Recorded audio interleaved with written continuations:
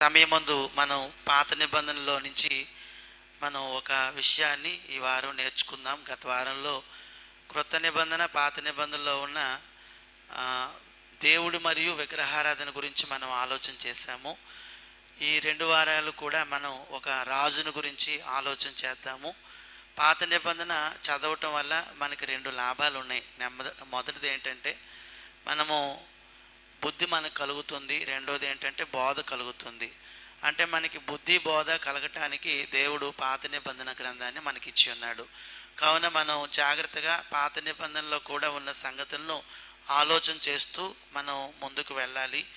కావున ఇక్కడ ఈరోజు మనం నేర్చుకోబోతున్న విషయం ఏమిటంటే పాత నిబంధన గ్రంథంలో ఇశ్రాయేలుకి మొదటి రాజైన సౌలు గురించి మనం ఆలోచన చేద్దాము.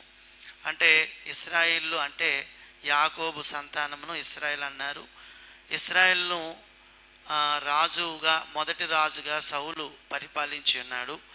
ఆయన జీవితాన్ని గురించి, అసలు ఆయన గురించి ఏముంది అనే సంగతిని దేవుని యొక్క గ్రంథంలో నుంచి మనము ఈ 2 వారాలు ఆలోచన చేయడానికి ప్రయత్నం చేద్దాం. ఇశ్రాయేల్ మొదటి రాజైన సౌలు గురించి మొదటి సమూయేలు గ్రంథంలో మనకు కనబడుతుంది. మొదటి సమూయేలు గ్రంథంలో 9వ అధ్యాయము 1వ వచనం నుంచి 31వ అధ్యాయం 13వ వచనం వరకు ఉంటుంది.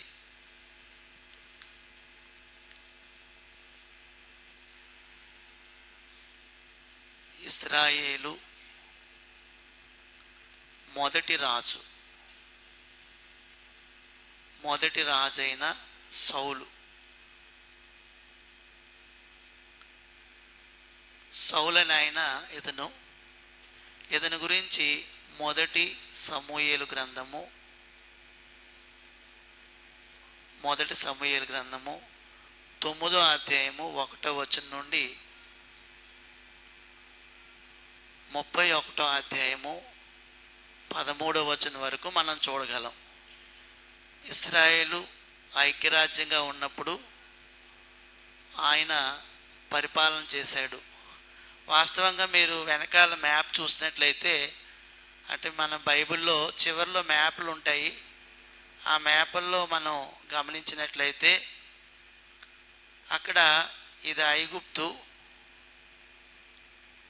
ఇదంతా సముద్రము, ఇదంతా మధ్యధరా సముద్రము,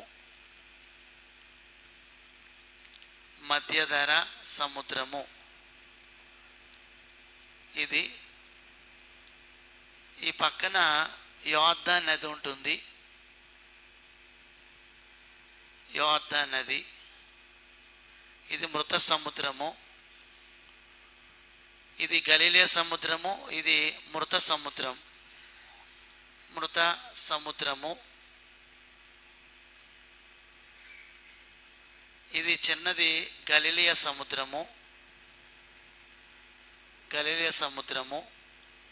ఈ గీతలా ఉన్న దాన్ని యోర్దాను నది అన్నారు. యోర్దాను నది ఈ మధ్యలో ఉన్న ఈ ప్రాంతాన్ని అంతటిని కూడా, ఇది భూభాగం ఇదంతా కూడాను, ఈ ప్రాంతాన్ని ఏమంటారంటే కనాను అంటారు. ఈ కనాన్ అంతటిని కూడా మనం 3 భాగాలుగా చూడొచ్చు. ఇక్కడ వరకు ఒక భాగం ఉంటుంది, దీన్ని గలిలయ అంటారు, కొత్త నిబంధనలో ఉంటుంది. దీన్ని సమరయ అంటారు. తర్వాత ఈ భాగాన్ని ఏమంటారంటే యోదయ దేశం అంటారు. అప్పుడు ఈ ప్రాంతాన్ని అంతటినీ కూడా దేవుడు ఏం చేశాడంటే 12 గోత్రాల వారికి ఇచ్చాడు. ఈ ప్రాంతం అంతా కూడాను ఆ 12 గోత్రాల వారిని ఏమంటామంటే ఇశ్రాయేల్ అంటాము. అప్పుడు ఈ ప్రాంతానికి, ఈ ఇశ్రాయేలు అనే ఈ ప్రాంతాన్ని అంతటికి కూడా రాజుగా మొట్టమొదట ఉన్న వ్యక్తి ఎవరు అంటే సౌలు ఉన్నాడు. అతని గురించి మనం చూస్తున్నాం. కాబట్టి ఈ ప్రాంతాన్ని అంతటిని పరిపాలించాడు. ఇందులో మొత్తం ఎన్ని గోత్రాల ప్రజలు ఉంటారంటే 12 గోత్రాల ప్రజలు ఉన్నారు. ఇశ్రాయేలుకి అంటే యాకోబుకి మొత్తం 12 మంది కుమారులు. ఆ 12 మంది కుమారులు వారికి ఇచ్చిన భూభాగాన్నే కనాన్ అంటాము. ఆ కనాను ప్రాంతాన్ని అంతటిని ఒకానొక కాలం ముందు ఎవరు ఎవరు పరిపాలించారంటే ఈ రాజుగారు పరిపాలించారు. ఆయన పేరు సౌలు. సౌలు అనే ఆయన ఇంకా మనకి కొత్త నిబంధనలో కూడా ఒక ఆయన కనబడతారు. ఎవరు అంటే అపోస్తులైన పౌలే. ఆయన ముందు పేరు ఏంటంటే సౌలు అని పిలువబడ్డాడు. అయితే మనం ఏ సౌలు గురించి నేర్చుకుంటున్నామంటే ఇశ్రాయేలు మొదటి రాజు అయిన సౌలు గురించి నేర్చుకుంటున్నాం. సౌలు అనే మాటకు అర్థం ఏమిటంటే దేవుడి వలన అడుగబడినవాడు అని అర్థం. నెంబర్ 1, సౌలు అనే మాటకి మీరు మన దగ్గర డిక్షనరీ ఉంటుంది, బైబిల్ నిఘంటువు. అందులో ఏమని రాయబడిందంటే దేవుని వలన అడుగబడినవాడు అని అర్థం. దేవుని వలన అడుగబడినవాడు.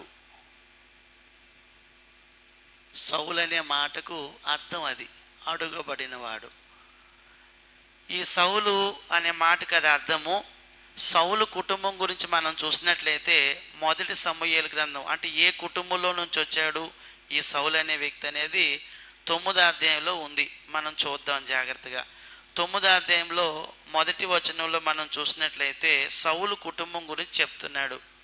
రెండో పాయింట్ ఏంటంటే సౌలు కుటుంబం, ఫ్యామిలీ.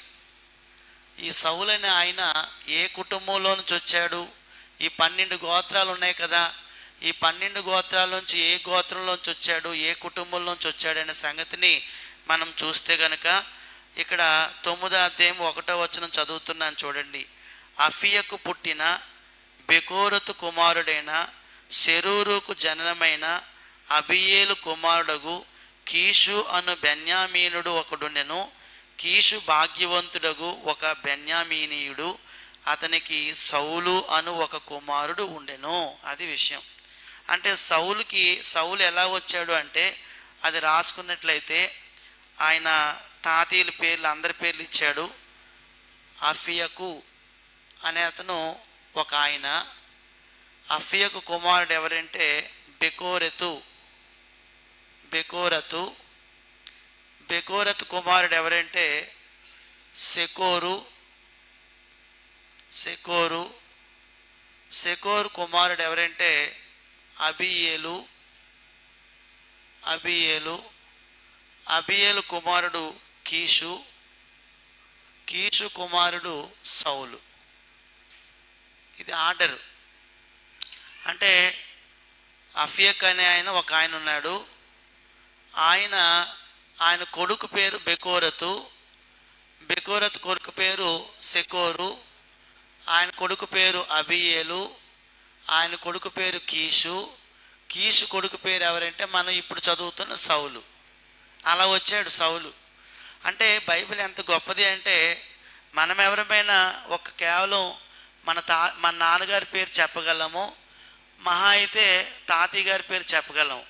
కానీ ఇక్కడ బైబిల్లో ఎంత అద్భుతం అంటే సౌలు నాన్నగారి పేరు ఇచ్చాడు, వాళ్ళ నాన్నగారి పేరు ఇచ్చాడు, వాళ్ళ నాన్నగారి పేరు ఇచ్చాడు, వాళ్ళ నాన్నగారి పేరు ఇచ్చాడు, వాళ్ళ నాన్నగారి పేరు ఇచ్చాడు. 1 2 3 4 5 తరాలు ఇచ్చాడు ఇక్కడ. కాబట్టి సౌలు తండ్రి ఎవరు అంటే కీషు గురించి మాట్లాడుతూ ఆయన ఏమన్నాడంటే అతను బెన్యామీనీయుడు అన్నాడు. చూడండి అక్కడ బెన్యామీనీయుడు అన్నాడు. అప్పుడు మనం ఒకసారి గమనించినట్లయితే బెన్యామీ అనే పేరు ఎక్కడ కనబడుతుంది బైబిల్లో? మొట్టమొదట అమ్మా బెన్యామీ అనే పేరు ఎక్కడ కనబడుతుంది? మొట్టమొదట యాకోబుకి రాహేలు భార్య. రాహేలుకి చాలా సంవత్సరాలు పిల్లలు పుట్టరు, ఆమె గొడ్రాలు. అప్పుడు దేవుడు కనికరించి మళ్ళీ ఆమె గర్భాన్ని తెరుస్తాడు. తెరిచేటప్పుడు ఆమెకు మొట్టమొదట కుమారుడు పుడతాడు. ఆయన పేరు ఏం పేరు? యోసేపు. బెన్యామీన్ కాదు, యోసేపు తర్వాత ఆమె మళ్ళా దేవుడు కనికరించి ఆమెకు రెండో కుమారుడుగా ఎవరిని ఇస్తున్నారంటే ఆదికాండము తెలియాలండి. అంటే మనకి ఎవరి నుంచి ఎవరు వచ్చారో తెలియాలి కదా.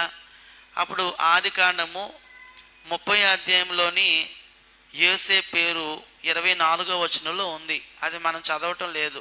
30వ అధ్యాయం 24వ వచనం. ఆ తర్వాత ఆదికాండము 35వ వచనం చూడండి. 35వ వచనంలో మొట్టమొదట బెన్యామీను అనే పేరు ఉంటుంది చూడండి. 18వ వచనంలో ఆమె మృతి పొందని ప్రాణం పోవచ్చుండగా, అంటే ఎవరి ప్రాణం అంటే రాహేలు ప్రాణం పోవచ్చుండగా ఆమె అతని పేరు బెనోని అనెను, అతని తండ్రి అతనికి బెన్యామీను అని పేరు పెట్టెను. అంటే ఆదికాండం 35వ అధ్యాయం 18వ వచనంలో మొట్టమొదటిసారిగా బెన్యామీన్ అనే పేరుంది. వాస్తవంగా మనం చూసినట్లయితే ప్రియమైన వాళ్ళారా, యాకోబుకు 12 మంది కొడుకులు. 12 మంది కొడుకుల్లో చిన్నవాడు ఎవరు అంటే ఎవరండి? బెన్యామీను. అది ఒక గోత్రం పేరు. ఇప్పుడు ఆ బెన్యామీను గోత్రంలో నుంచి వచ్చినవాడు ఎవరు అంటే ఎవరు? ఈ సౌలు అని ఆయన వచ్చాడండి. అంటే సౌలు ఎలా వచ్చాడు అనేది మనం ఎవరికైనా చెప్పడానికి, ఎలా వచ్చాడు, ఇదిగో సౌలు యొక్క ఫ్యామిలీ వీళ్ళందరూ కూడాను సెకూర్ అని రాశాను. కాబట్టి వాస్తవంగా మనం చూసినట్లయితే బెన్యామీన్ ఆయన మొట్టమొదటి ఎక్కడ కనిపించాడంటే ఆదికాండము 35వ అధ్యాయం 18వ వచనంలో ఉన్నాడండి అతను. అప్పుడు మనం మామూలుగా చూసినట్లయితే ఆదాము నుంచి నోవాహు వచ్చాడు, నోవాహు నుంచి అబ్రహాం వచ్చాడు, అబ్రహాం నుంచి ఇస్సాకు వచ్చాడు, ఇస్సాకు నుంచి యాకోబు వచ్చాడు, యాకోబుకు 12 మంది పిల్లలు. ఆ 12 మందిలో చిన్నవాడు ఎవరంటే బెన్యామీను. వీరు ఐగుప్తుకి వెళ్ళటం, తర్వాత న్యాయాధిపతులు రావటం, ఆ తర్వాత రాజులు రావటం, ఇవన్నీ మనం చూస్తాం. అప్పుడు సౌలు స్థానం ఎక్కడంటే బెన్యామీనీయుడు. సౌలు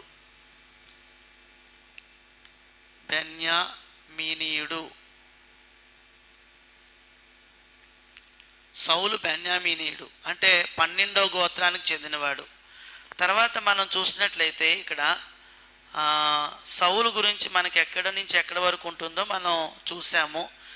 1 సమూయేలు గ్రంథం 9:1 నుంచి 31వ అధ్యాయం 13వ వచనం.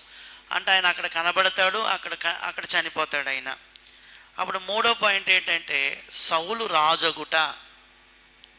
సౌలు రాజు అయ్యాడు. ఎలా అయ్యాడో చూడండి, రాజగుట. వాస్తవంగా ప్రేమైన వాళ్ళారా, అంటే రాజు అవటానికి ఎందుకు రాజు అసలు అవ్వాల్సి వచ్చింది? అసలు మనందరికీ రాజు ఎవరు? దేవుడే కదా. దేవుడే మనల్ని పరిపాలిస్తాడు. ఎక్కడుందండి మనందరికీ రాజు? దేవుడని బోల్డ్ అని వచనాలు ఉన్నాయి. అక్కడ 1 తిమోతి పత్రిక 1:17లోని దేవుడు సకల యుగాల్లో రాజు అయి ఉన్నాడు. మరి సౌలు రాజుగా ఉండటం ఏంటి? సౌలు రాజు అవటం ఏంటంటే దేవుని ప్రజల మీద దేవుడు సౌలుని రాజుగా చేస్తున్నాడు. అదే విషయం. అంటే ఇప్పుడు సౌలు రాజు అవటానికి మనం చూసినట్లయితే జాగ్రత్తగా గమనించండి. ఇక్కడ మనం చూసినట్లయితే మ్యాప్లో మనం చూసినట్లయితే ఈ కిందన ఎవరు ఉంటారంటే ఎదోమీలు ఉంటారు. ఎదోమీలు. ఆ పైన అమ్మోనీలు ఉంటారు. అమ్మోనీలు. ఆ తర్వాత ఈ మధ్యలోని మోయాబీలు ఉంటారు. మోయాబీలు. ఈ పక్కన ఫిలిస్తీన్లు ఉంటారు. ఫిలిస్తీన్లు. అమ్మోనీలు ఇంకా కొద్ది పైకి రాసుకోవచ్చు. అమ్మోనీలు. వీళ్ళందరూ అన్యులు. కానీ ఎదోము అనే మాట ఎవరికి సంబంధించిందంటే అబ్రహాముకి ఇస్సాకు పుడతాడు. ఇస్సాకు ఎంతమంది కొడుకులు? ఇస్సాకు 2 కదండి. పెద్దవాడి పేరు ఏం పేరు? ఏసావునే ఎదోము అంటారు. ఈ ఎదోమి అనే ప్రాంతం ఇదంతా అంటే వాళ్ళ కొడుకులు ఇక్కడ ఉన్నారు, వాళ్ళ సంతానం ఎదోమీలు.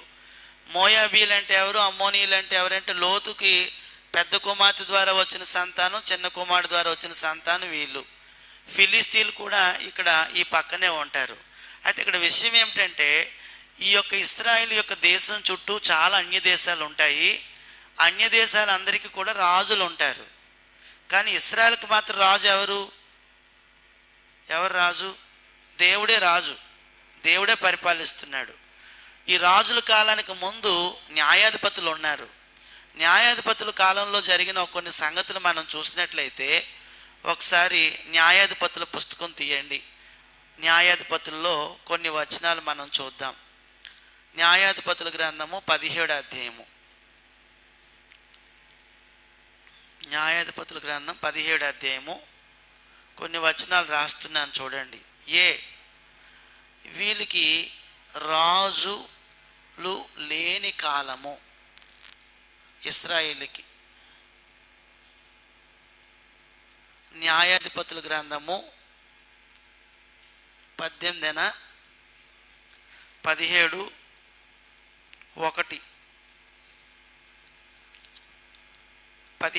చదవండి. 17:6 ఆ దినములలో ఇశ్రాయేలీయులకు రాజు లేడు.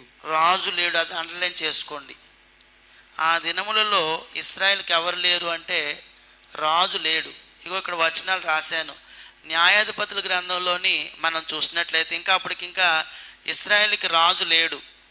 అంటే ఇశ్రాయేల్కి రాజు లేని కాలాన్ని మనం చూస్తున్నాం. 17:6లో ఆ దినములలో ఇశ్రాయేలుకు రాజు లేడు, ప్రతివాడును తన తన ఇష్టానుసారంగా ప్రవర్తించుచూ వచ్చెను. అది విషయం. ఏమండి, బైబిల్లోని న్యాయాధిపతుల కాలం ఉంది కదా. ఎంతమంది న్యాయాధిపతులు ఉంటారంటే 15 మంది న్యాయాధిపతులు ఉంటారు. చివరి న్యాయాధిపతి ఎవరు? సమూయేలు చివరి న్యాయాధిపతి. అంటే న్యాయాధిపతులు ఏం చేసేవారంటే రాజులు రాకముందు తీర్పు తీర్చేవారు. ఇంకా రాజులు రాలేదు. అక్కడ రాశారు చూడండి, న్యాయాధిపతుల గ్రంథం 17:6లో ఆ దినములలో ఇశ్రాయేలుకు రాజు లేడు. అంటే అప్పటికి ఇంకా సౌలు రాలేదన్నమాట. అంతకు ముందు కాలం గురించి మాట్లాడుతున్నాం మనం. చివరి న్యాయాధిపతి సమూయేలు. అంటే న్యాయాధిపతులు ఉంటే ఆ ప్రాంతాన్ని మాత్రమే పరిపాలించేవారు, దేశం అంతటిని వాళ్ళు పరిపాలించేవారు కాదు. అప్పుడు వెంటనే 18వ అధ్యాయము 1వ వచనం. 18వ అధ్యాయం 1వ వచనం. ఆ దినములలో ఇశ్రాయేలీయులకు రాజు లేడు. చూసారండి, ఆ దినములలో ఇశ్రాయేలుకు రాజు లేడు అనే సంగతిని అక్కడ కూడా ఉంది. 19వ అధ్యాయం 1వ వచనం ఇశ్రాయేలుకు రాజు లేని దినములలో అన్నాడు. 21వ అధ్యాయం 25వ వచనంలో కూడా చూడండి ఏమనుందో. 21-25 అన్న ఎన్ని చోట్ల రాసిందన్నమాట. ఆ దినాల్లో ఇశ్రాయేలుకు రాజు లేడు, ప్రతివాడును తన తన ఇష్టానుసారంగా ప్రవర్తించుచూ వచ్చెను. అంటే రాజు లేనప్పుడు మనుషులు ఇష్టానుసారంగా ఉన్నారు. అలాగే మనం కూడా ఒక కుటుంబంలో ఒక మంచి నాయకుడు ఉండాలి, ఒక సంఘంలో కూడా మంచి నాయకులు ఉండాలి. వారి చేత పరిపాలించబడుతూ ఉంటారు. ఆ రోజుల్లో కూడా ఆ రాజు లేని కాలంలో, అంటే అప్పటికి ఇంకా సౌలు రాలేదు, కానీ సౌలు రాకముందు న్యాయాధిపతుల కాలంలోని వారికి రాజు లేడనే సంగతి ఇక్కడ తెలియపరుస్తూ ఉన్నాడు. ఆ రాజులకు మనం చూసినట్లయితే అక్కడ న్యాయాధిపతులు ఉన్నారు. ఆపాటి కాలంలోని చివరి న్యాయాధిపతి ఎవరంటే సమూయేలు ఉన్నాడు. ఇశ్రాయేలుకు రాజు లేని కాలం గురించి మనం న్యాయాధిపతుల గ్రంథం 17వ అధ్యాయం నుంచి 21వ అధ్యాయం వరకు చూడొచ్చు. అంటే మనం చదివితే మనకు అర్థమవుతుంది. ఇప్పుడు మనం చదవట్లేదు. అప్పుడు బి పాయింట్, ఇందులో రాజు లేడనే సంగతి రాయబోంది. ఇశ్రాయేలీయులకు రాజు లేడు అనే సంగతి ఇక్కడ రాయబడింది. అప్పుడు వెంటనే ఇశ్రాయేల్లో కొంతమంది పెద్దలు ఉన్నారు. పెద్దలు ఏం చేశారంటే మాకు రాజు కావాలని కోరారు.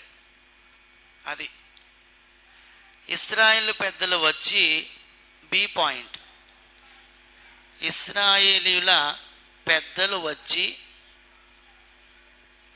మాకు రాజు కావాలని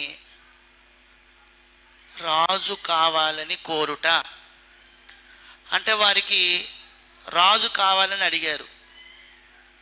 మొదటి సమూయేలు గ్రంథం 8వ అధ్యాయంలో, మొదటి సమూయేలు గ్రంథము 8వ అధ్యాయం చూడండి. 8వ అధ్యాయము జాగ్రత్తగా చదువుదాము, అది ఆలోచన చెయ్యండి అందరూ కూడాను. 8వ అధ్యాయము 4 నుంచి చదువుతున్నాను చూడండి. ఇశ్రాయేలు పెద్దలందరూ కూడి రామాలోని సమూయేలు యొద్దకు వచ్చారు. అంటే సమూయేలు ఎవరు? న్యాయాధిపతి, చివరి న్యాయాధిపతి. ఆయన దగ్గరికి వచ్చి ఇలాగ అంటున్నారు. ఏమడుగుతున్నారంటే, వచ్చి చిత్తగించుము, నీవు వృద్ధుడవు, నీ కుమారులు నీ ప్రవర్తన వంటి ప్రవర్తన గలవారు కారు కనుక సకల జనుల మర్యాద చొప్పున మాకు ఒక రాజును నియమింపము. అక్కడ మొట్టమొదటిసారిగా రాజు కావాలని పెద్దలందరూ అడగటం. ఏమండి, ఎవరిని కోరారు వాళ్ళు? అక్కడ ఒక నాయకుడు ఉన్నాడు. ఎవరా నాయకుడు? ఎవరా ప్రవక్త? ఎవరా దీర్ఘదర్శి అంటే సమూయేలు. సమూయేలు దగ్గరికి వెళ్ళారు. వెళ్ళి ఏమడుగుతున్నారంటే, ఇలాగ అడుగుతున్నారు, మాకు ఒక రాజు కావాలని అడిగాడు, అతడు మాకు న్యాయం తీరుస్తాడు అని అతనితో అనిరి. మాకు న్యాయం తీర్చుటకే రాజు నియమింపమని వారు అన్న మాట సమూయేలు దృష్టికి ప్రతికూలంగా ఉండెను గనుక సమూయేలు యెహోవాకు ప్రార్థన చేసెను. కావున మొట్టమొదటిసారిగా పెద్దలందరూ వెళ్ళి మాకు ఒక రాజు కావాలని అడిగారు.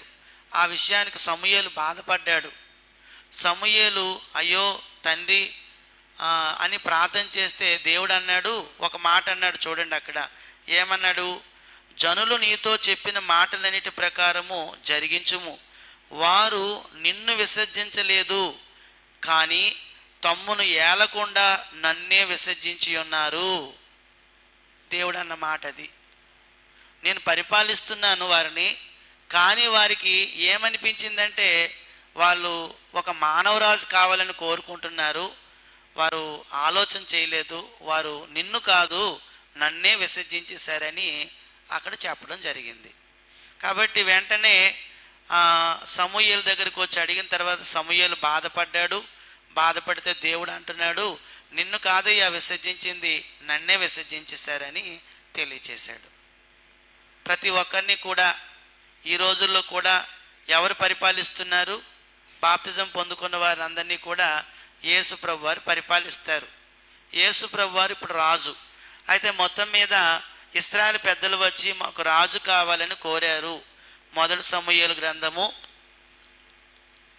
8వ అధ్యాయము 4-9 వచనాలు ఆ విషయం ఉంది.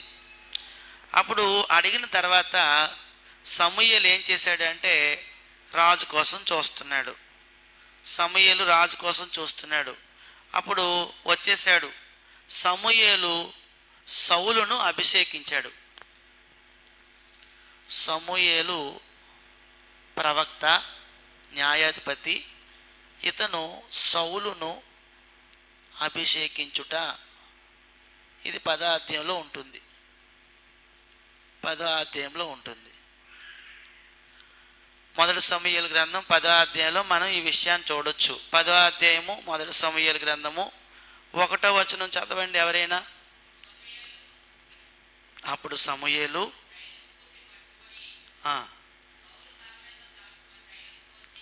ఎవరి మీద తైలం పోస్తున్నారు? పూర్వం రాజుల్ని, యాజకుల్ని, ప్రవక్తల్ని అభిషేకించేవారు. ఇప్పుడు మొట్టమొదటి రాజుగా చేయబడుతున్న సౌలుని ఇప్పుడు సమూయేలు తైలం పోసి అభిషేకిస్తున్నాడు. తైలం పోసి అతన్ని అంటే ఎవరిని? సౌలును ముద్దు పెట్టుకొని, అగోండి యెహోవా నేను కాదు నిన్ను అభిషేకించింది, దేవుడే నిన్ను అభిషేకించి తన స్వాస్థ్యం అంటే ఎవరు? తన స్వాస్థ్యం అంటే ఎవరమ్మా? అమ్మా, తన స్వాస్థ్యం అంటే ఎవరంటే ఇశ్రాయేలు జనాంగం. ఈనాడు ఆయన స్వాస్థ్యం ఎవరంటే మనమే. కాబట్టి దేవుడు అతనే అభిషేకిస్తున్నాడు. అతడే రాజుగా నియమిస్తున్నాడు. అతడు తన స్వాస్థ్యం మీద అధిపతిగా నియమించి ఉన్నాడు అని చెప్పి ఇలాగూ సెలవిచ్చాను. కాబట్టి అభిషేకించేశాడు. అంటే సమూయేలు సౌలును అభిషేకించుట అనే విషయాన్ని మనం చూస్తున్నాం. అప్పుడు 2వ వచనంలోని, 3వ వచనంలోని, 6వ వచనంలోని కొన్ని సూచనలు చెప్పాడు కొన్ని విషయాలు. సౌలు అంటే చెప్పాడు. అంటే ఎలాగ జరిగిందంటే, నీకు అర్ధాబాలు పోయాయి, పలానా దగ్గరికి వెళ్తే 3 సూచనలు చెప్పాడు. మొదటి సూచన 2వ వచనంలో ఉంటుంది, 2వ సూచన 3వ వచనంలో ఉంటుంది, 6వ వచనంలోనంటే సూచనలు ఉంటాయి. అప్పుడు ఆ సూచనలన్నీ కూడా అతనికి కనబడతాయి. అప్పుడు గ్రహిస్తాడు. ఇశ్రాయేలుకి మొట్టమొదటిగా దేవుడు ఇతన్ని అభిషేకించాడు. అయితే ఇక్కడ మనం ఆలోచన చేసినట్లయితే మొట్టమొదట రాజైన సౌలును అభిషేకించినప్పుడు భౌతికంగా చూశాడు అతను, ఆత్మీయ స్థితిని చూడలేదు. అంటే భౌతికంగా చూడడం అంటే ఒకసారి చూడండి, 9వ అధ్యాయము 2వ వచనం చదువుతున్నాను. అతనికి సౌలు అను ఒక కుమారుడును, అతడు బహు సౌందర్యం గల యవ్వనుడు. ఇశ్రాయేలులో అతని పాటి సుందరుడు ఒకడు లేడు. అతడు భుజములు మొదలుకొని పైకి ఇతరుల కంటే ఎత్తుగలవాడు. ఇది క్వాలిఫికేషన్ అక్కడ. మొట్టమొదటి రాజు అంటే వాస్తవంగా ఫిజికల్గా అక్కడ జరిగింది తప్ప అతని ఆత్మీయ స్థితి మాత్రం చూడలేదు. కాబట్టి వాస్తవంగా ఇశ్రాయేల్ దగ్గరికి తీసుకొని వెళ్ళేటప్పుడు చాలామంది సౌలుని ఇష్టపడలేదు, సౌలుని వ్యతిరేకించారు. కొంతమంది కాదన్నారు, కొంతమంది ఆయన్ని పనికిమాలిన వారు అన్నారు. అది అంతా మనం చదివితే ఒకసారి చూడండి. అందులోనే మనం చూసినట్లయితే కిందన ఉంటుంది. కొంతమంది ఏమన్నారంటే 10వ అధ్యాయంలోని 25వ వచనం నుంచి మనం చదువుతున్నాము. సమూయేలు రాజ్యపాలన పద్ధతిని జనులకు వినిపించి ఒక గ్రంథమందు వ్రాసి యెహోవా సన్నిధి దాన్ని ఉంచెను. అంతడు సమూయేలు జనులందరినీ వారి ఇంట్లకు పంపివేసెను. సౌలును గిబియాలో తన ఇంటికి వెళ్ళిపోయెను. దేవుని చేత హృదయ ప్రేరేపణొందిన శూరులు అతని వెంట వెళ్ళారు. పనికి మాలిన వారు కొందరు ఈ మనుషుడు మనల్ని ఎలాగూ రక్షింపగలడని చెప్పుకొనుచు అతన్ని నిర్లక్ష్యం చేసి అతనికి కానుకలు తీసుకొని రాకుండగా అతడు చెవిటివాడైనట్టు ఊరకుండెను. మొదట్లో మాత్రం సమూయేలు అభిషేకించిన సౌలుని కొంతమంది ఇష్టపడలే. ఇతను మనల్ని ఎలా పరిపాలిస్తాడు, ఇతను మనతో ఎలా చేయగలుగుతాడు. కాబట్టి అక్కడ పనికి మాలిన వారనే మాట ఎందుకు వాడాడంటే దేవుడు నిర్ణయించిన వారిని ఎప్పుడు కాదనకూడదు. మనం దేవుడు నిర్ణయించాడా మనిషి నిర్ణయించాడా అతన్ని అంటే వాస్తవంగా దేవుడే అతన్ని సెలెక్ట్ చేశాడు, అపాయింట్ చేశాడు. కానీ ఇక్కడ మనుషులు ఏం చేస్తున్నారంటే మాకు ఇతనేం రక్షించగలడు, ఇతనేం చేయగలడు అనేసి వాళ్ళు అన్నారు. అందుకే ఇక్కడ ఒక మాట అన్నాడు 27వ వచనంలో, పనికి మాలిన వారు కొందరు అన్నారు. అర్థమైందండి? ఈ మనుష్యుడు మనల్ని ఎలాగ రక్షింపగలడు అని చెప్పుకున్నారు. కానీ ఇక్కడ విషయం ఏమిటంటే దేవుడు నిర్ణయిస్తే కాదనకూడదు. కాదంటే అటువంటి వారిని అక్కడ దేవుడు అంటే పనికి మాలిన వారు అన్నాడు. అయిపోయిన తర్వాత అప్పుడు దేవుడు వీళ్ళందరూ అంగీకరించాలని ఒక ఏర్పాటు చేశాడు. దేవుడే ఏం ఏర్పాటు చేశాడంటే ప్రజలందరూ అంగీకరించినట్లుగా 11వ అధ్యాయం చూడండి ఒకసారి. 11వ అధ్యాయంలో వెంటనే ఇశ్రాయేలుకు అమ్మోనీలకు మధ్య యుద్ధం వచ్చింది. అక్కడ రాశాం కదా, అమ్మోనీలు అనేవారు ఉన్నారు. అప్పుడు యుద్ధం జరుగుతుంది. యుద్ధం జరిగితే ఒకసారి 11వ అధ్యాయము 6వ వచనం చదువుతున్నాను, చదవండి. లేకపోతే 11:6. సౌలు ఆ వర్తమానం వినగానే దేవుని ఆత్మ అతని మీదకి బలముగా వచ్చేసింది. అంటే ఇది ఎందుకు ఏర్పాటు చేశాడంటే కొంతమంది ప్రజలు అతన్ని యాక్సెప్ట్ చేశారు, కొంతమంది అంటున్నారు ఇతడేటి మనల్ని రక్షిస్తాడని కొంతమంది అనుకుంటున్నారు. అప్పుడు దేవుడు ఏం చేశాడంటే ఒక ఏర్పాటు చేశాడు. ఏంటి ఏర్పాటు అంటే అక్కడ కొంతమంది వాళ్ళు వచ్చారు, అమ్మోనీలు వచ్చారు.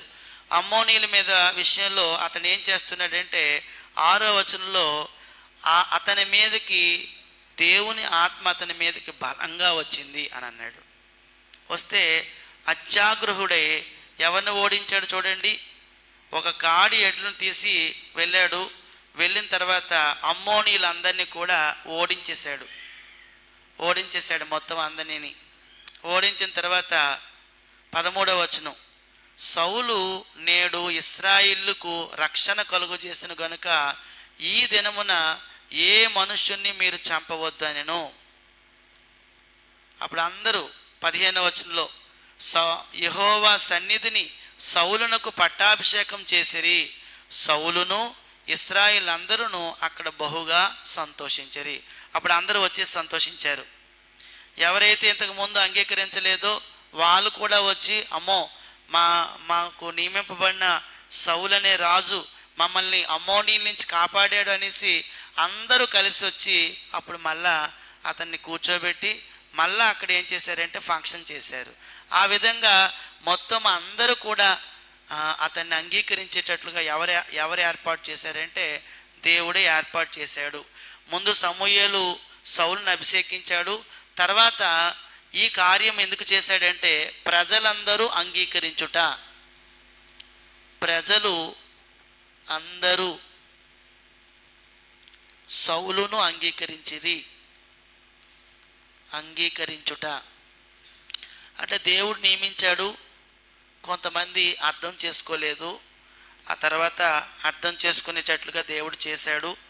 సౌలు రాజైనప్పుడు ప్రారంభంలో అతనికి సింహాసనం లేదు, అతనికి కిరీటం కూడా లేదు, అంగీ లేదు, సైన్యం లేదు. తర్వాత అవన్నీ నెమ్మదిగా దేవుడే అతనికి ఏర్పాటు చేసినట్లుగా మనం చూస్తున్నాం. ఆ తర్వాత సౌలు రాజు అయిపోయిన తర్వాత మొదట్లో ఎలా ఉన్నాడో చూడండి. 14వ అధ్యాయం. సౌలు రాజైన తర్వాత ప్రారంభంలో అతనుకున్న జీవితం ఎలాంటిది? మనం కూడా బాప్తిజం పొందుకున్న తర్వాత మన ప్రారంభ జీవితం ఎలా ఉంటుంది? మనం ఎలా ఉంటాం? ఎలా ఉంటాం? ఇక్కడ కూడా మనం చూసినట్లయితే సౌలు ప్రారంభంలో ఎలా ఉన్నాడు అనేది 14వ అధ్యాయము, మొదటి సమూయేలు గ్రంథం 14వ అధ్యాయము 47-48 వచనాలు. ఈ పాయింట్, సౌలు రాజైన తర్వాత ప్రారంభ జీవితం, ప్రారంభము ఎలా ఉందో చూడండి. ప్రారంభ జీవితం మొదటి సమూయేలు గ్రంథంలోనే 14వ అధ్యాయము 47-48 చదవండి. ఈలాగున సౌలు ఇశ్రాయేలీయులను 4 మాట చదవండి. ఏలుటకు అధికారము నొందిన వాడై నఖముఖాలు వారి శత్రువులైన నఖముఖాలు వైపు ఉన్న వారి శత్రువులు ఏం చేశాడు?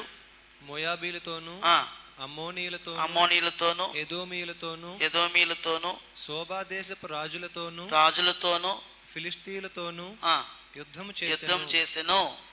ఎవరి మీదకి అతడు పోయినో వారిని అందరినీ ఓడించేశాడండి. అంటే అలా ఓడించగలిగాడంటే అతనితో ఎవరున్నారు?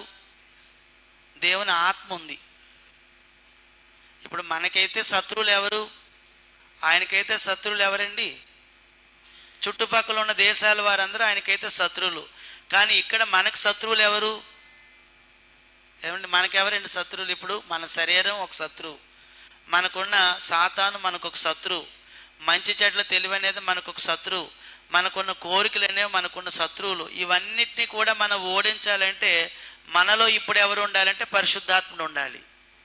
ఆనాడు మొట్టమొదటి ప్రారంభ జీవితంలో అతని యొక్క జీవితంలో ఎలా ఉంది అంటే అతడు అన్ని వైపులా, అక్కడ అన్న మాట ఏంటంటే నఖముఖాల వారి శత్రువులైన మోయాబీలను, అమ్మోనీలను, ఎదోమీలను, శోభాదేశపు రాజులను, ఫిలిస్తీన్లతోనూ యుద్ధం చేసి ఎవరి మీదకి అతడు పోయినో వారి అందరినీ ఓడించెను. ఇది గొప్ప సంగతి.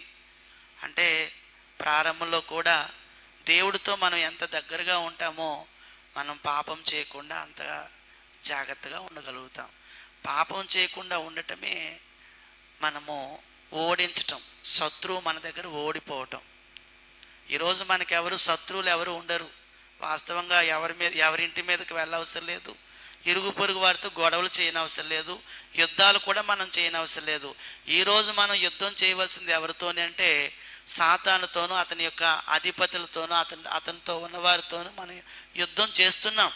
అయితే వారిని ఓడించడానికి మనలో ఇప్పుడు ఎవరు ఉండాలంటే పరిశుద్ధాత్ముడు ఉండాలి.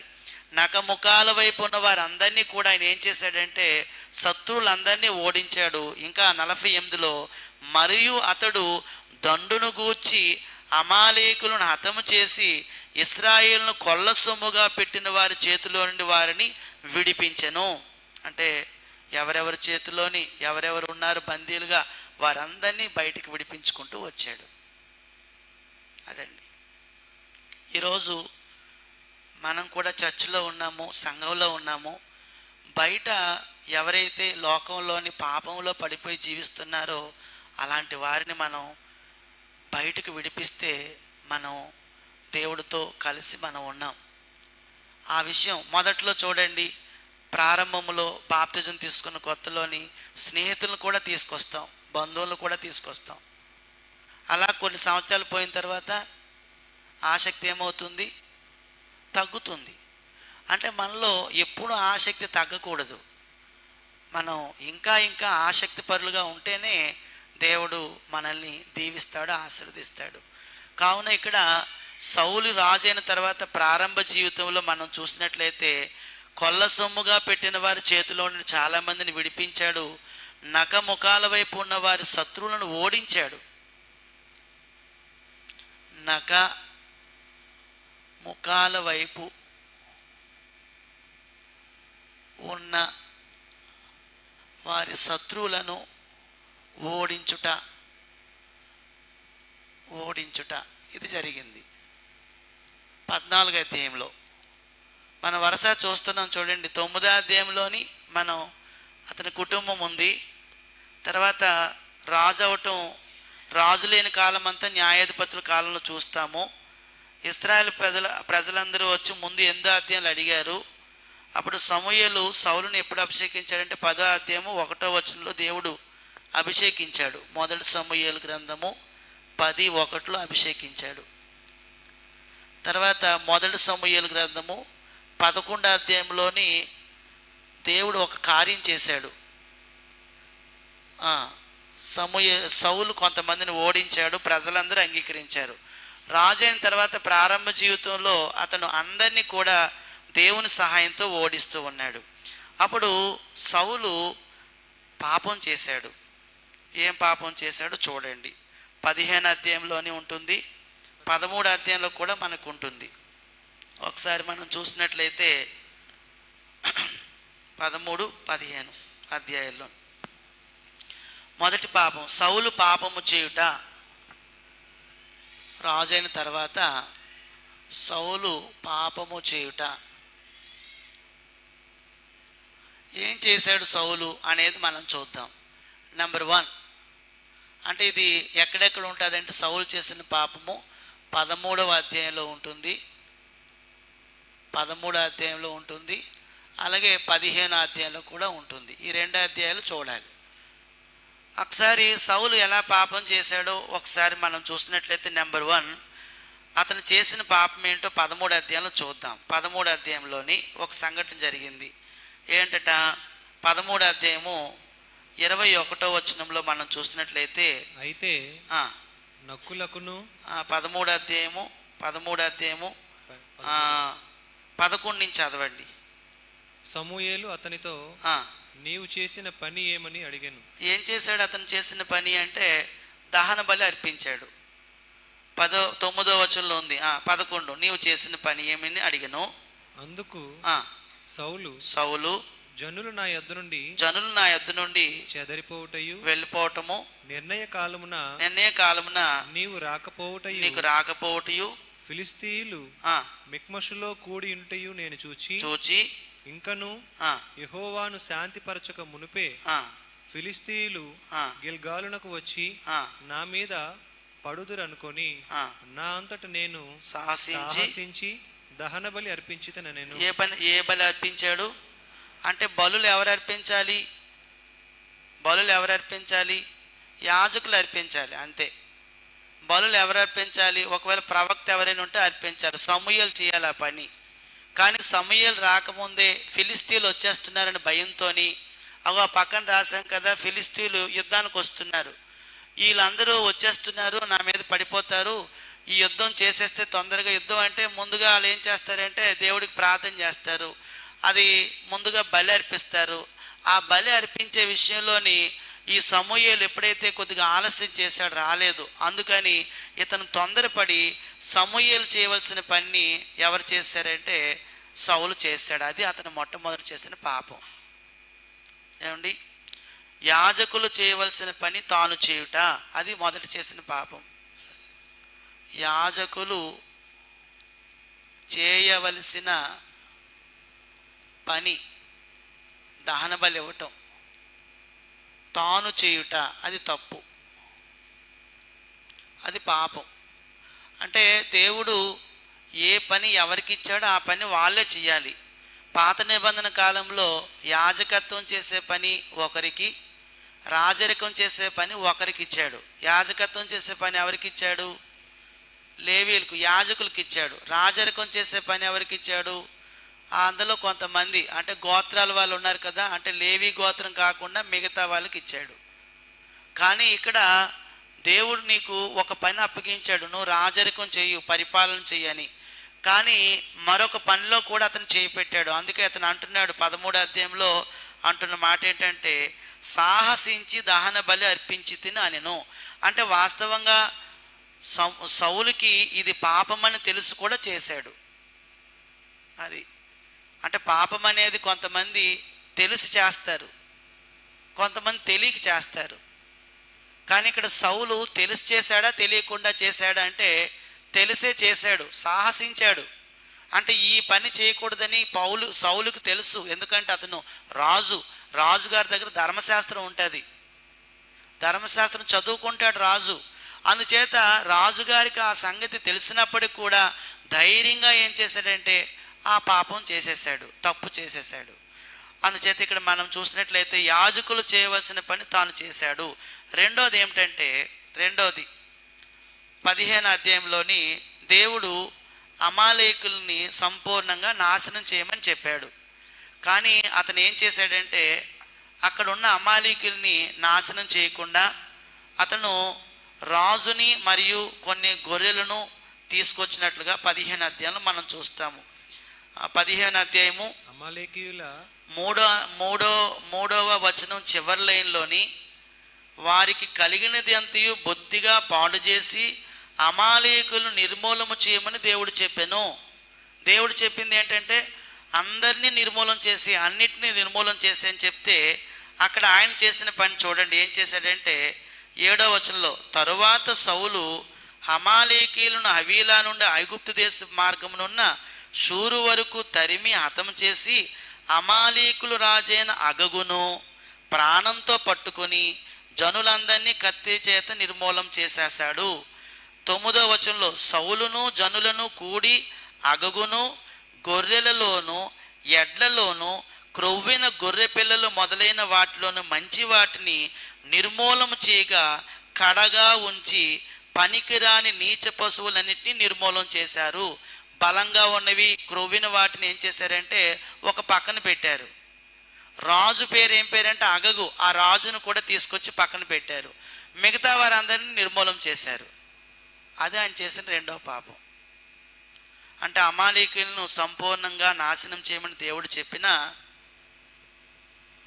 రెండోది ఏంటంటే అమాలేకీయులను సంపూర్ణంగా నాశనము చేయమని దేవుడు చెప్పాడు. చేయమని దేవుడు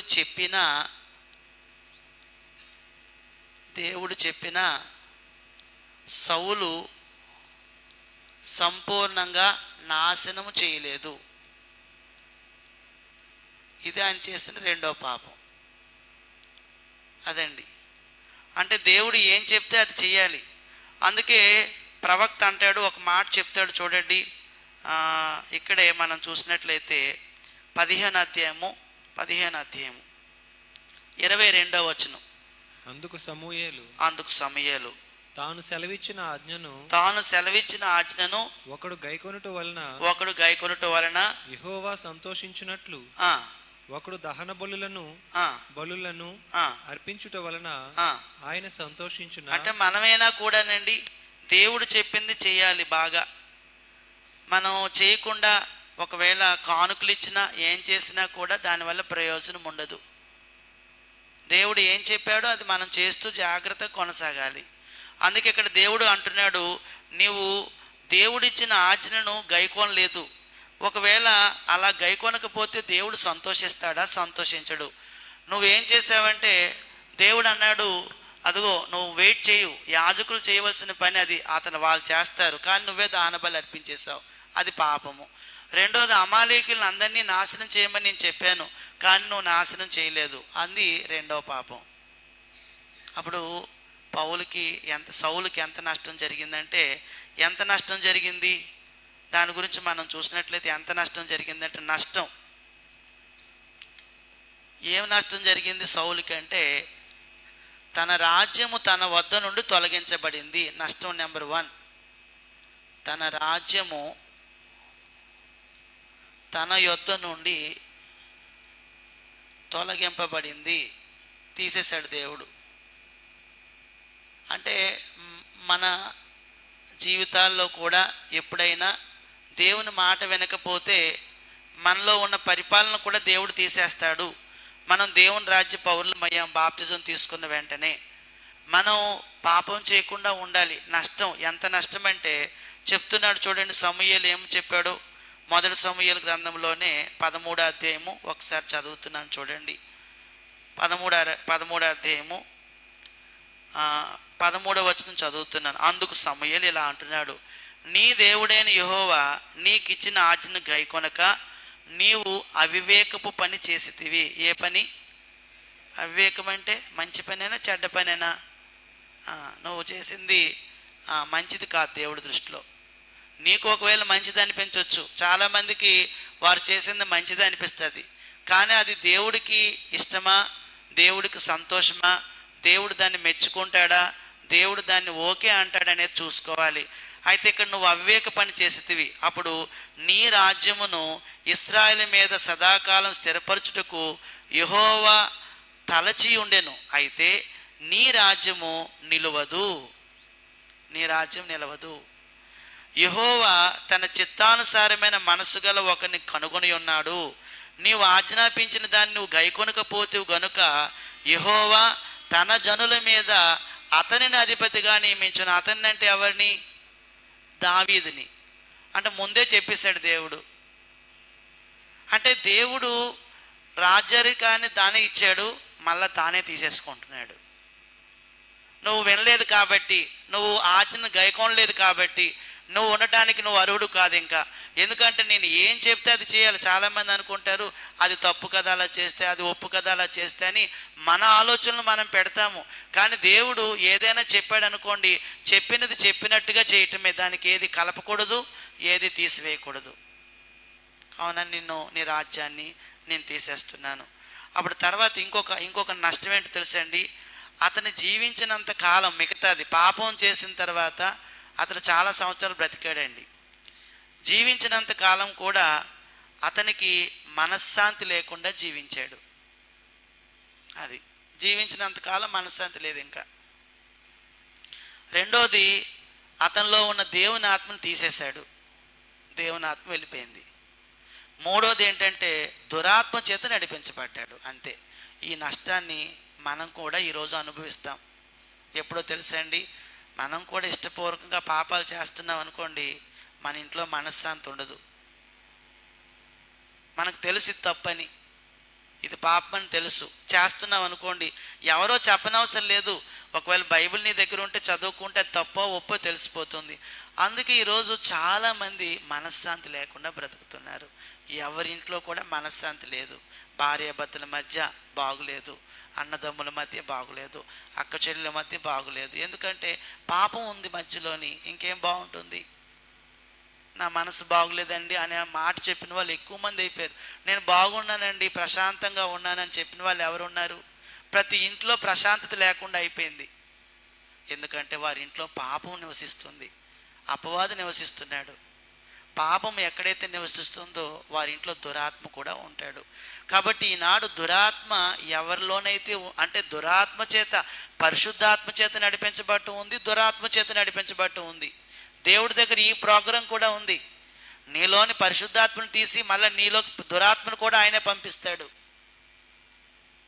ఈరోజు చాలామంది దురాత్మ చేత నడిపించబడుతున్నారా, పరిశుద్ధాత్మ చేత నడిపించబడుతున్నారా?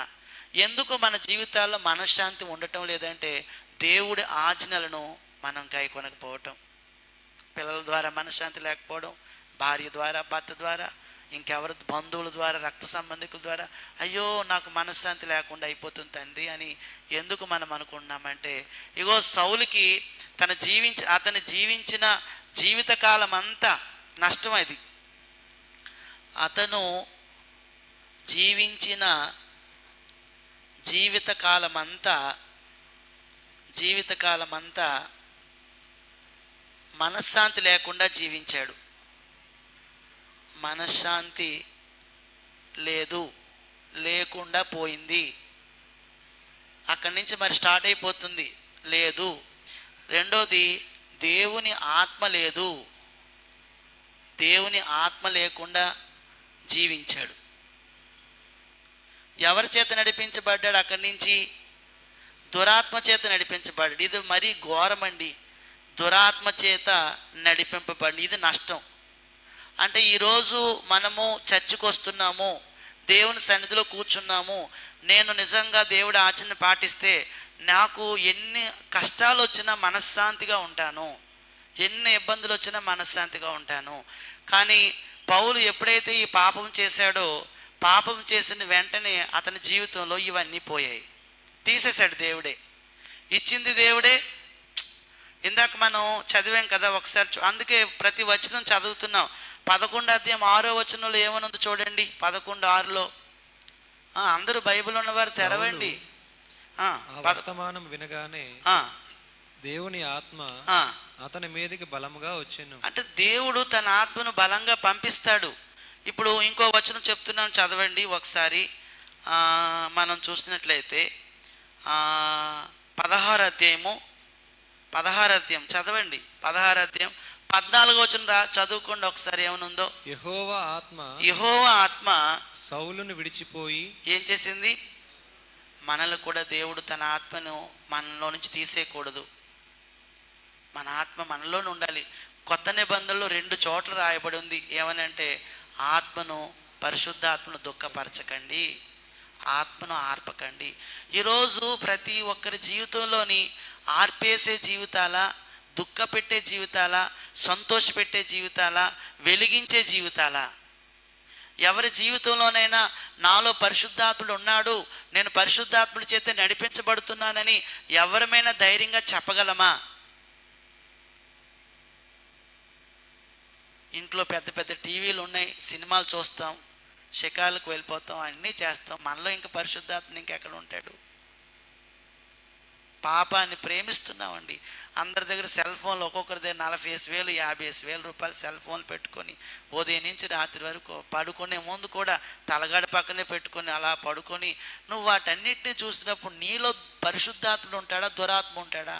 అవన్నీ ఎవరు నడిపిస్తారు? అలాగా నువ్వు మోకరించి ప్రార్థన చేస్తున్నావా, కన్నీటితో ప్రార్థన చేస్తున్నావా, ఉపవాసంతో ప్రార్థన చేస్తున్నావా, నువ్వు దేవుని సన్నిధిలో గడుపుతున్నావా? అలాగ నిన్ను ఎవరు నడిపిస్తున్నారు? ఏమండి, మరి ఎందుకండి మనశ్శాంతి మన ఇంట్లో ఉంటుంది, మన జీవితాల్లో ఉంటుంది? ఈ జీవితకాలం చిన్నదండి. మహా అయితే 50 సంవత్సరాలు, మహా అయితే 60 సంవత్సరాలు. ఇక్కడ కూర్చున్న వాళ్ళు 50 సంవత్సరాలు పూర్తయిన వారు చాలామంది ఉన్నారు. 40 సంవత్సరాలు వచ్చిన వాళ్ళం చాలామంది ఉన్నాం. ఇంకెంతకాలం ఉంటాం? ఇప్పటికైనా పాపాన్ని మానేద్దాం, పాపపు ఆలోచనలు మానేద్దాం, పాపపు చింతన మానేద్దాం. చెడు ఎక్కడైతే ఉందో ఆ టీవీలని కప్పులు వేసేసి మోసేయండి, లేకపోతే పెంట కుప్పల మీద పారేయండి. ఆ సెల్ ఫోన్ని ఎందుకు వాడాలో అందుకే వాడుకోండి. మన జీవితాలు పాడు చేసే వాటిని మన దగ్గరే పెట్టుకొని అయ్యో మా ఇంట్లో మనశ్శాంతి లేదంటే ఎవరిస్తారా మనశ్శాంతి? నీ దగ్గర ఉన్న గ్రంథం ఉంది కదా, నువ్వు చదువుకోవచ్చు కదా, నీ దగ్గర ప్రార్థన చేసుకునే అవకాశం దేవుడిచ్చాడు కదా, చేసుకోవచ్చు కదా. పాపాన్ని మనమే తెచ్చుకుంటాం కొనుక్కొని, మళ్ళా పాపం చేయకుండా బ్రతకాలి తండ్రి అని ఎలా ప్రార్థన చేయగలుగుతాము? నీ జీవితం, నా జీవితం. సౌలు తర్వాత ఎన్నో అధ్యాయం వరకు తెలుసా అండి? ఇప్పుడు మనం ఇంకా 9వ అధ్యాయం నుంచి 16వ అధ్యాయం వరకు చదివాం. 16 నుంచి 31వ అధ్యాయం వరకు చదివితే సౌలు జీవితం అంతా కన్ఫ్యూజనే, అంతా మనశ్శాంతి లేని జీవితమే, తిరగడమే, పరిగెత్తడమే. ఎందుకంటే దురాత్మ నడిపిస్తుంది మనిషిని. ఈరోజు ఒక వ్యక్తిని దురాత్మ నడిపించాలా, పరిశుద్ధాత్మను నడిపించాలా? నిన్ను ఎవరు నడిపిస్తున్నారు? నన్ను ఎవరు నడిపిస్తున్నారు? నన్ను ఎవరు నడిపిస్తున్నారు? నువ్వు ప్రశ్న వేసుకో, నేను ప్రశ్న వేసుకుంటాను. దేవా, నీ ఆత్మచేత నేను నడిపింపబడుతున్నానా? నీ ఆత్మచేత నడిపించబడితే నాకు ఎందుకు పాడు ఆలోచనలు వస్తాయి? నేను ఎందుకు ఎవరికైనా హాని చేస్తాను? ఎవరికైనా ఎందుకు నష్టం చేస్తాను? చెడు ఎందుకు మానుకోలేను? పరిశుద్ధాత్ముడు తీయబడ్డాడు. యెహోవా ఆత్మ ఆయనలోంచి వెళ్ళిపోయి ఇంకో మాట చెప్పాడు చూడండి, 16వ అధ్యాయంలోనే. యెహోవా ఆత్మ సౌలును విడిచిపోయి యెహోవా యొద్ద నుండి దురాత్మ ఒకటి వచ్చి, అంటే దేవుడే మళ్ళా దురాత్మను పంపించాడు. ఏమండి, దేవుడే పంపించాడండి.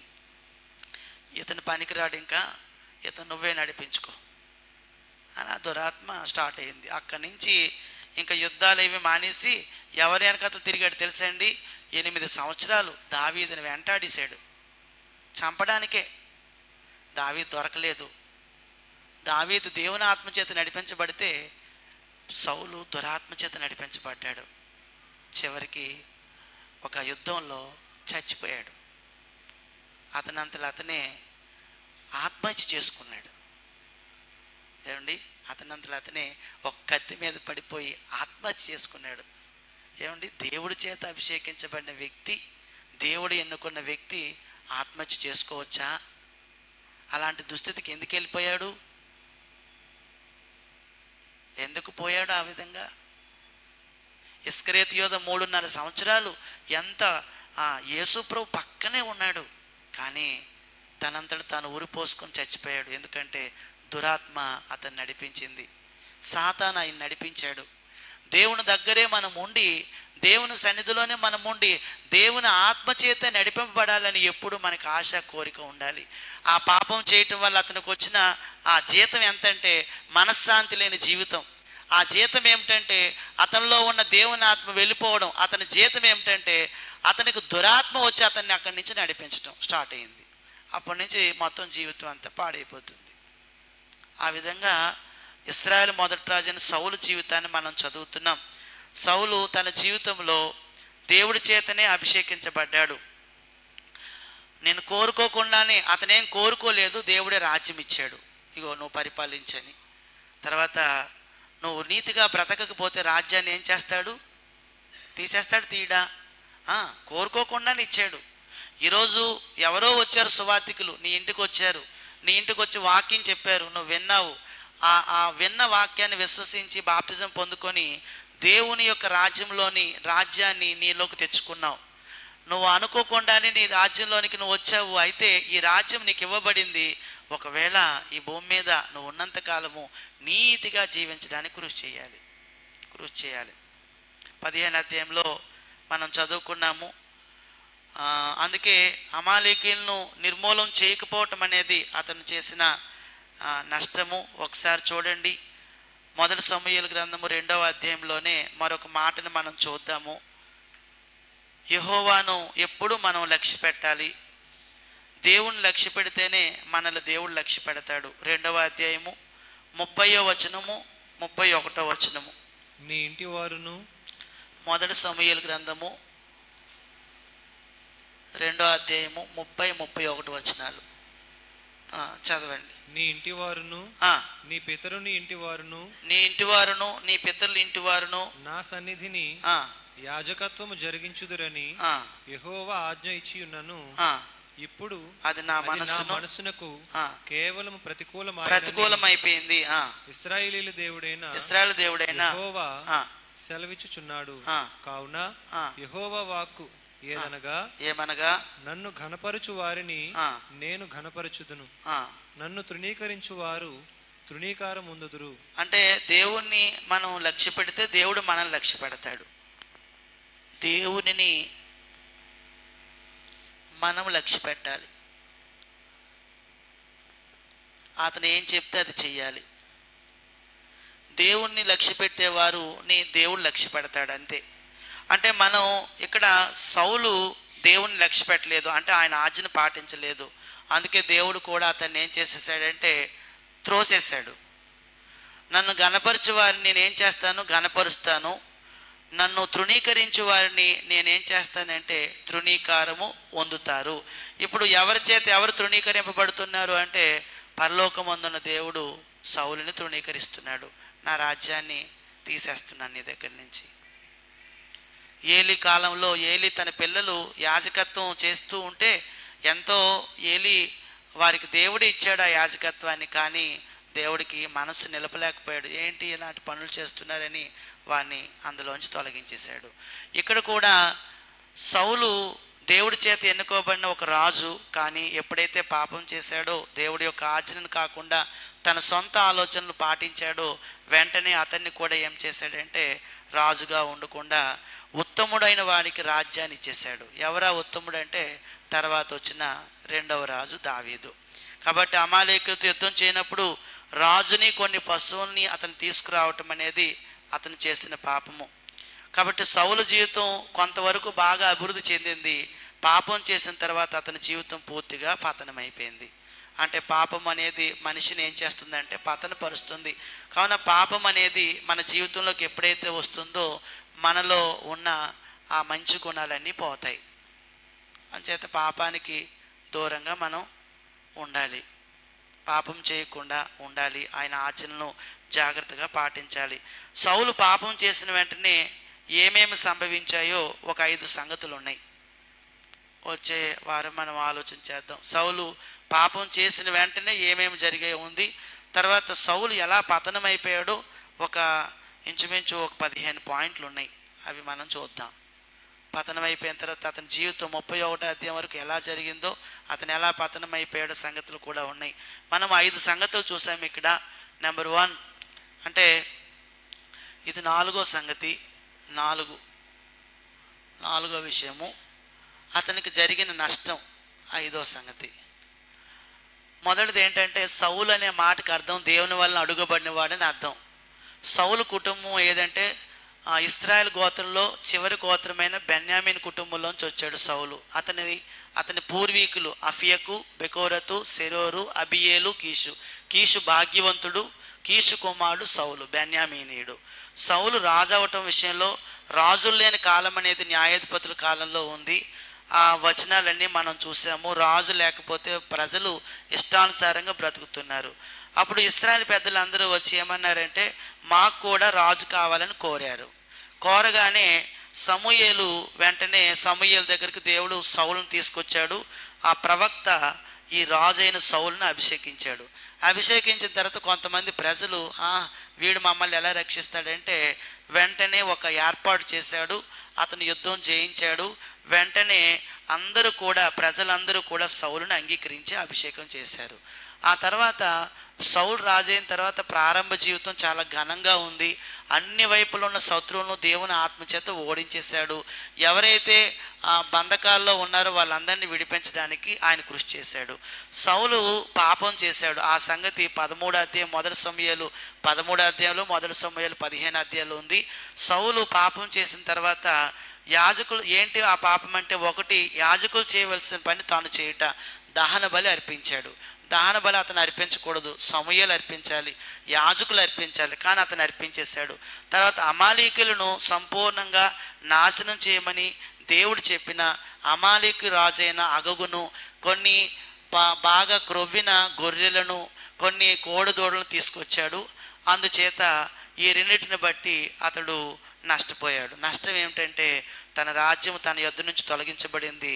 అతను జీవించిన జీవితకాలం అంతా మనశ్శాంతి లేకుండా, దేవుని ఆత్మ లేకుండా, దురాత్మ చేత నడిపించబడ్డాడు. ఎందుకు ఇలా జరిగిందంటే దేవుడు అంటున్నాడు 1 సమూయేలు గ్రంథం 2:30-31లోని నన్ను ఘనపరచు వారిని నేను ఘనపరుస్తాను, నన్ను తృణీకరించే వారిని నేను తృణీకరిస్తాను అన్నాడు. ఈ భూమి మీద దేవుణ్ణి ఘనపరచడం ఎలాగంటే దేవుడిచ్చిన ప్రతి ఆజ్ఞను లోబడి పాటించడం. అంతే. నాయన నువ్వు నాకు ఆజ్ఞ ఇచ్చావు, నేను చేస్తాను. అలాగా ఆయన ఆజ్ఞలన్నీ కూడా ఇష్టపూర్వకంగా ఎవరైతే గైకొంటున్నారో వారందరూ కూడా దేవుణ్ణి ఏం చేస్తున్నారంటే ఘనపరుస్తూ ఉన్నారు. అలాగా మన జీవితాల్లో ఘనపరచాలి. పాపం అనేది ఒక వ్యక్తికి ఎంతో నష్టాన్ని తీసుకొస్తుంది. పాపం చేయకుండా బ్రతకడానికే పరలోకం నుంచి ఎవరు వచ్చారండి? ప్రభువారు వచ్చారు. ప్రభువారి గురించి హెబ్రీ గ్రంథకర్త ఏమన్నాడంటే అతడు పాపుల్లో చేరక ప్రత్యేకంగా ఉన్నవాడా లేనివాడా? ఏమండి, అతనిలో పాపం ఉందా? లేదు కదా. హెబ్రీ గ్రంథకర్త చెప్పిన మాటను చదువుదాము. హెబ్రీలకు రాసిన పత్రికలో ఆయన గురించి చెప్పబడిన మాట చూడండి. ఆయన ఎలాంటి వాడు అంటే మన ప్రధాన యాజకుడు గొప్పవాడు. 7వ అధ్యాయం 26వ వచనం రాసుకోండి. పవిత్రుడును నిర్దోషి నిష్కల్మషుడును పాపుల్లో చేరక ప్రత్యేకంగా ఉన్నవాడు. అది యేసుప్రభు వారు పాపుల్లో చేరనివాడు. ఇంకొక చోట దగ్గర కూడా మాట రాయబడి ఉంది. ఏమని ఉందంటే ఇంకో చోట కూడా అతని గురించి రాయబడిన మాట అంటే పాపము మన గురించి చెప్పిన మాట ఒకసారి చూద్దాము. మొదటి యోహాను పత్రిక